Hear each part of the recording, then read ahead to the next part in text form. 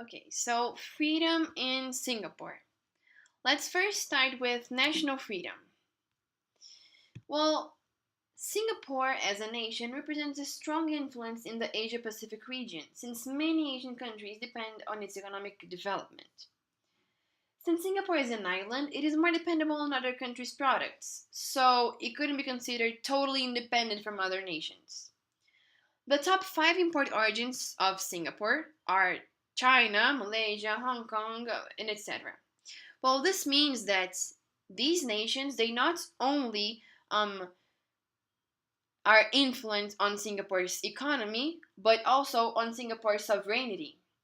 Mainly China, which, because of its developed economy, is a very influenced country across Asia. Furthermore, the relations with Malaysia and Indonesia are also very important to Singapore. Singapore is also a member of the United Nations, the Commonwealth, and other international alliances. As part of its role in the United Nations, Singapore held a rotational seat on the UN Security Council from 2001 to 2002. Well, from this information, we can say that overall, Singapore is a fairly independent country, mainly because of its strong economy, as you will see in the next slide, but it also relies on international cooperation. Now, economic freedom. Well, according to the 2014 index, Singapore is the second freest economy in the world. It is known for its minimum tolerance for corruption, which is punishable by death.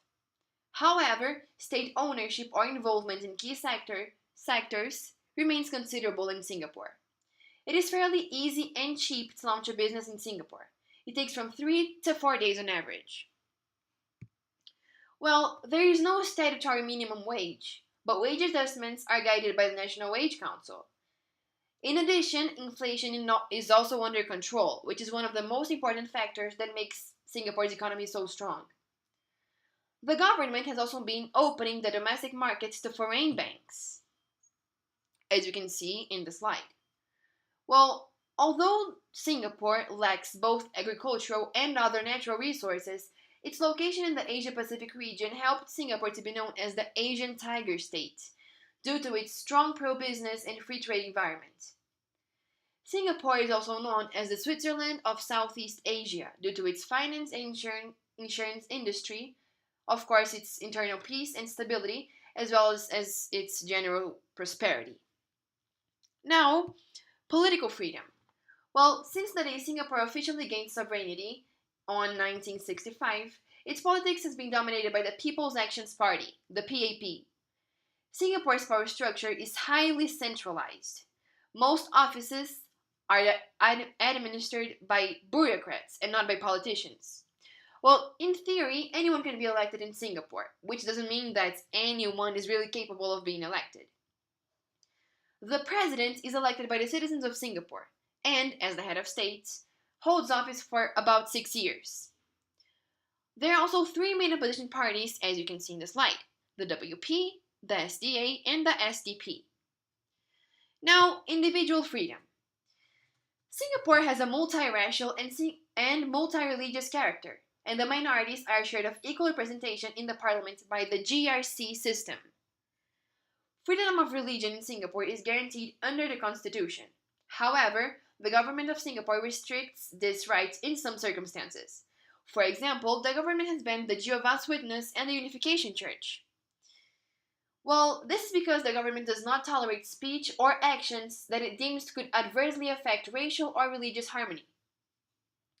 Singapore's press freedom, according to the World Press Freedom Index 2014, was only 150 out of 180 countries. While the countries that ranked immediately above Singapore were Malaysia, Russia, and Philippines. Singapore suffers from a number of constraints regarding the freedom of speech. Most of the media outlets available in the country are closely linked to the government. The internet use is regulated, and some websites cannot be accessed from within Singapore. The censored websites includes news sites, homosexuality-related sites, pages with pornographic content, and etc. Comments made on popular social media pages are also subject to monitoring. having already led to a number of criminal charges and layoffs. Well, this is all we have about Singapore, freedom, and if you want to know more of Singapore's equality, please go to the next page of the website and take a look at the PowerPoint. Thank you.